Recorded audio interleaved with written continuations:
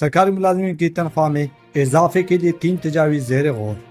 Grade 1 سے 16 تک ملازم کو 30% ڈسپیرٹی الاؤنس، تنخواہ میں 10% اضافہ۔ گریڈ 17 سے 22 تک 15% اضافہ، ہال کے لیے تنخواہ میں ضم کر کے نئے پے اسکیل۔ نیوز پیپرز کے مطابق سرکاری ملازم کی تنخواہ میں اضافے کے لیے 3 تجاویز زیر غور۔ گریڈ 1 سے 16 تک ملازم کو 30% ڈسپیرٹی الاؤنس، تنخواہ میں 10% اضافہ۔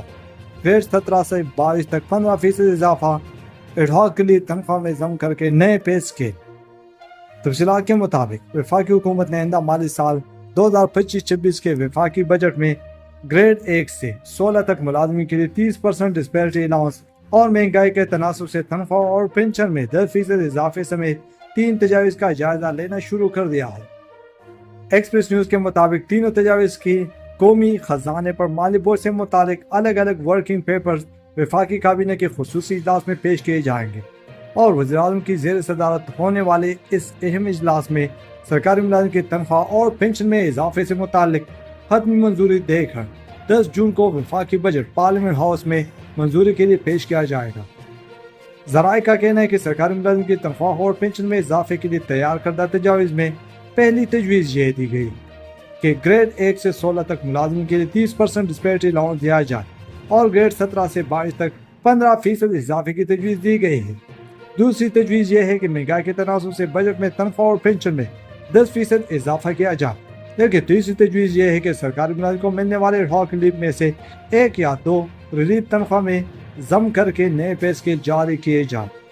ذرائع کا کہنا ہے کہ مالی سال 2022 میں ملازمین کو دیا گیا ایڈہاک الاؤنس بنیادی تنخواہ میں ضم کر کے 10% اضافے کی تجویز سے۔ ذرائع نے بتایا کہ آرمڈ فورسز کو کنٹریبیوٹری پنشن اسکیم سے مستثنا رکھنے کے لیے بھی تجویز ہے۔ حکومت کو اتحادیوں نے بھی تنخواہ میں اضافے کا مشورہ دیا ہے۔ تنخواہ میں اضافے کے لیے حتمی فیصلہ بجٹ سے قبل کابینہ اجلاس میں کیا جائے گا۔ وزارت خزانہ کے ذرائع کا کہنا ہے کہ وفاقی حکومت محروم ملازمین کو تنخواہ میں تفریق ختم کرنے کی یقین دہانی کرا چکی ہے اور اس حوالے سے ملازمین کے ساتھ زبانی اور تحریری معاہدہ بھی کیا گیا تھا۔ یہی وجہ ہے کہ اب ملازمین حکومت سے اپنا کیا گیا معاہدہ پورا کرنے پر زور دے رہے ہیں۔ اس حوالے سے وفاقی وزیر برائے پارلیمانی امور ڈاکٹر طارق فضل چودھری کی سربراہی میں قائم کردہ کمیٹی کا اجلاس بھی ہو چکا ہے اور اس اجلاس میں بھی یہ اتفاق ہوا تھا کہ حکومت اپنے معاہدے پر قائم ہے اور عمل درآمد کرے گی۔ واضح رہے کہ سرکاری ملازمین نے تنخواہوں اور کم از کم اجرت میں 50% اضافے کا مطالبہ کیا ہے۔ مطالبات پورے نہ ہونے پر 10 جون کو پارلیمنٹ ہاؤس کے سامنے دھرنا دینے کا اعلان کر رکھا ہے۔